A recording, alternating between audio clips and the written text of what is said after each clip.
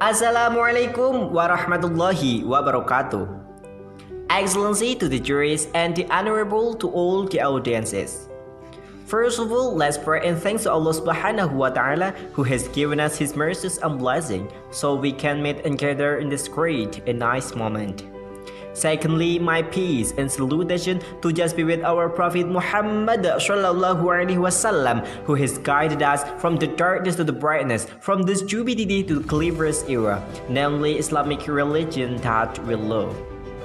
Dear ladies and gentlemen, allow me to introduce myself. My name is Iqbal Hidayat and I'm from IAIN Purwokerto, and standing in front of you, I would like to give my speech entitled Education in the Pandemic Era, Easy or Difficult?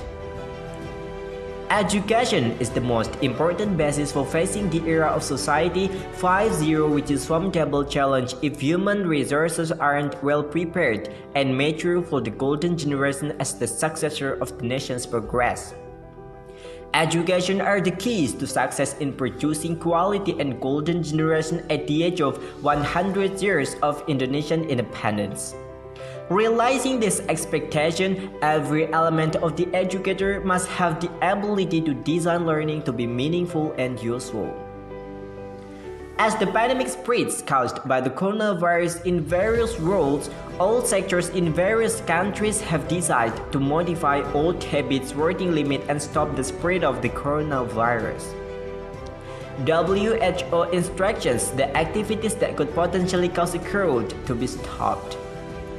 Indonesia's attitude in dealing with the corona outbreak is by implementing the big-scale social restriction or PSBB, getting used to living clean and healthy, and optimizing activities on a home basis. The pandemic era caused by the coronavirus is global in nature and is known to all people in the world.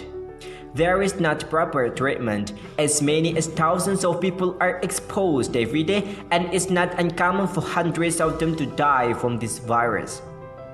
Information about the coronavirus can be found on television, the internet, and the other media. The coronavirus has negative impacts. Besides having an impact on health, the coronavirus also has an impact on the other aspects of life, such as economic, social, and also education. Education is one sector that has received more attention from the Indonesian government because education is an important aspect in the development of a nation. Education is also a measure of the nation's progress. With educated people, the state can compete to create country's development in producing quality human resources. With the coronavirus, which requires a person to stay at home, on the other side, they should to continue the education system in the both way. Online education should be used by students to develop their potential.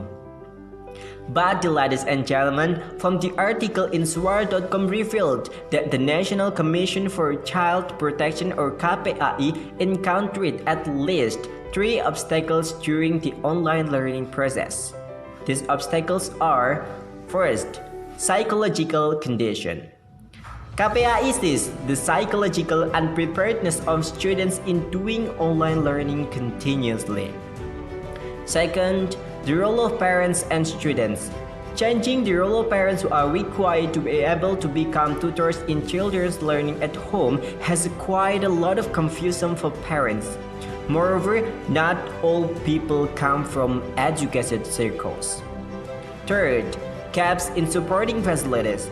Even though it is now a digital era, according to KPAI data, 50% of children outside Java aren't served online to online learning, so they can't access lessons online for various reasons. Then, the ladies and gentlemen, coronavirus also has positive impacts around the world. It is said to be positive because of the coronavirus. Everyone is washing their hands more often, wearing masks, and exercising, which is beneficial for their health. With this coronavirus also makes a person to stay at home, which will be a positive thing in the family. So, what should the students do with stay at home and online learning? Creativity and initiative in learning are demanded to be greater than when they learn offline. There are many things they can do to improve themselves to study at home, including art, First, learn by YouTube. YouTube is one of the most used tools to train someone's understanding because in this application, there are many channels that provide educational videos such as Narasi or Kemendikbud channel, etc. Second, use best learning application. Learning application provide variety of materials by animation as well as experienced people. A learning application also provide the method to find the available answer such as Scripper Indonesia, Zenius Education, Ruang Guru, etc.